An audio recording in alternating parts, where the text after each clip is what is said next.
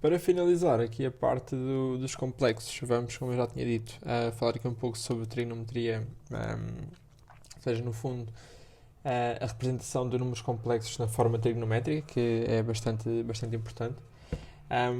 Relembrar que, ou seja, mais uma vez, temos sempre o eixo I, M de Z, ou seja, o imaginário de Z e o real de Z, ok? Esta é a parte, começamos por cada parte, ou seja, no fundo importante. Ao representarmos no eixo, por exemplo, aqui P, ok, tem coordenadas x, y, em que isto é o y, não é? Isto é claramente o x.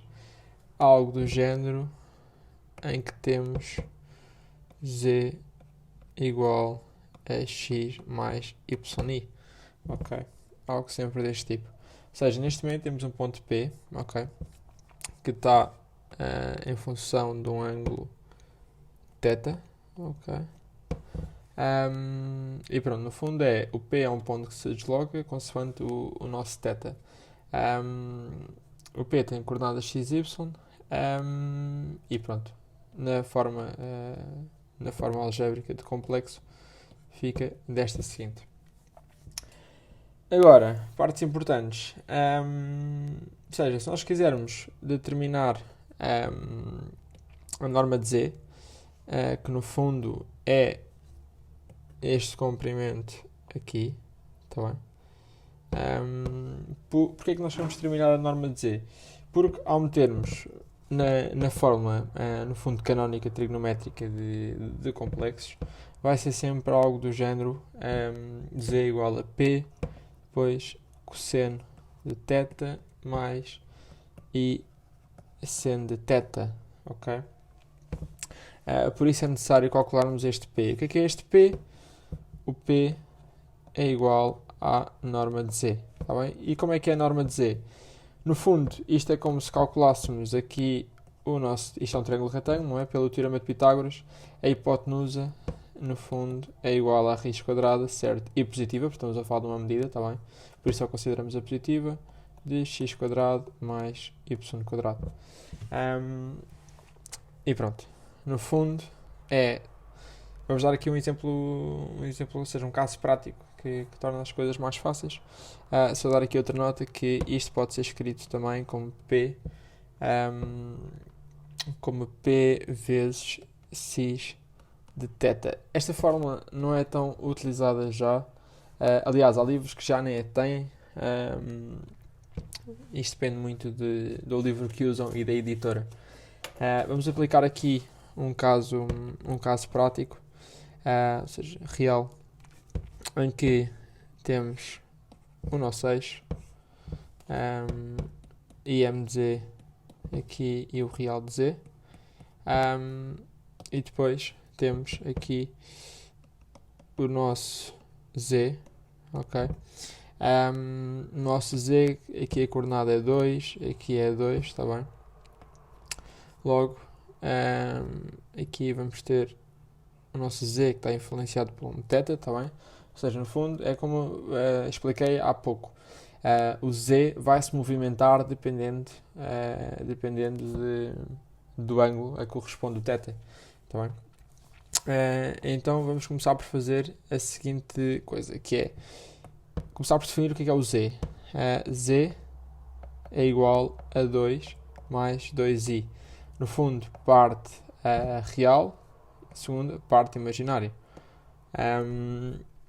Começar também, vamos querer meter na forma trigonométrica, por isso, olhando cá para cima, certo? Para a nossa forma trigonométrica, o que é que nós precisamos calcular? O nosso P. Ou seja, o nosso P, que é igual à norma de Z, no fundo, é igual ao à raiz de x quadrado mais y quadrado. No fundo, é 2 ao quadrado mais 2 ao quadrado, em que isto aqui é como se fosse o x e este o y, está bem?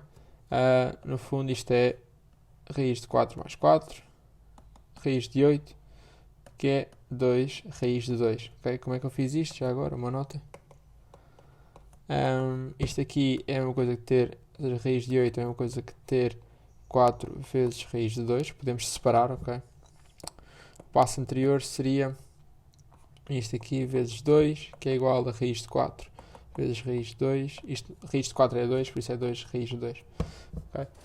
Isto apenas como nota, não era necessário fazer esta demonstração. Continuando, já temos que o nosso P, no fundo, que é a norma que é esta distância aqui, tá bem? Já calculamos que é 2 raiz de 2. No fundo, agora, o que é que nos está a faltar?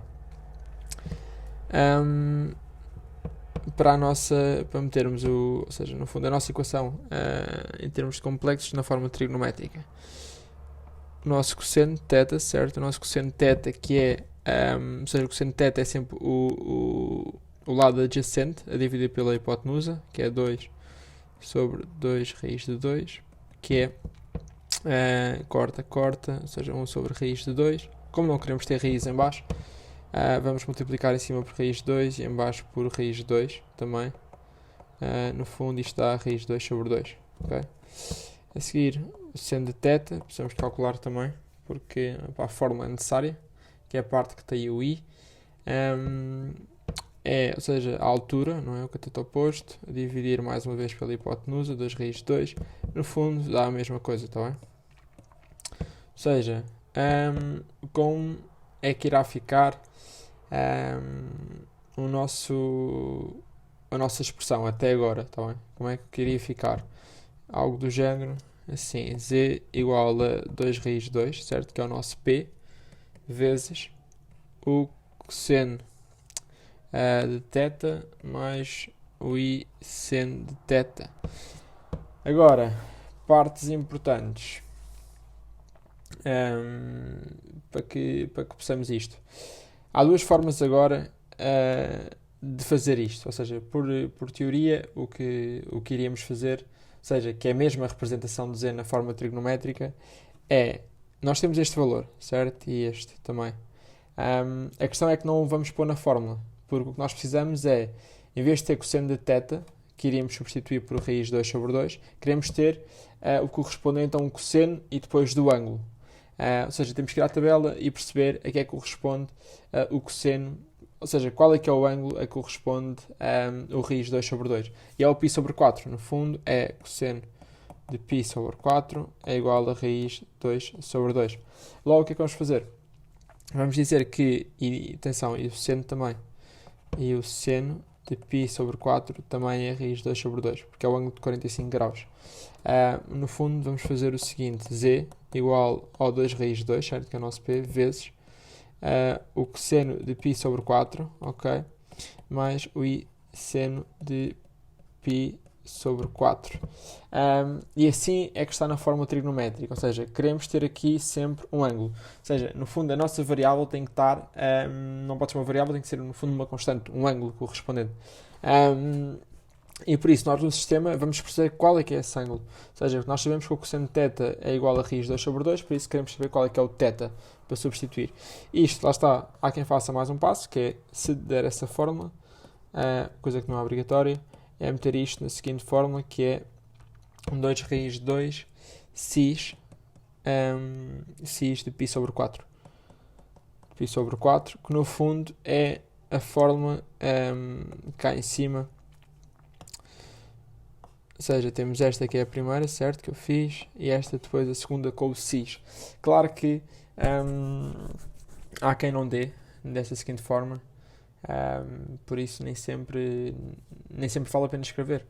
Ou melhor, não vamos ser descontados por não escrever. Outra também, só aqui para dizer, que é a expressão geral dos argumentos de C, é sempre π sobre 4 mais 2k π, 1k pertencente a z. No fundo, vamos relembrar, ou seja, nos argumentos estamos a falar do cosseno, ou seja, do cosseno, é aqui quando é que ele vai ser igual, quando, no π sobre 4, certo? E quando dá depois uma volta completa, no fundo tem o k. Isto é uma coisa que ter a equação do cosseno, se estivéssemos em pura trigonometria.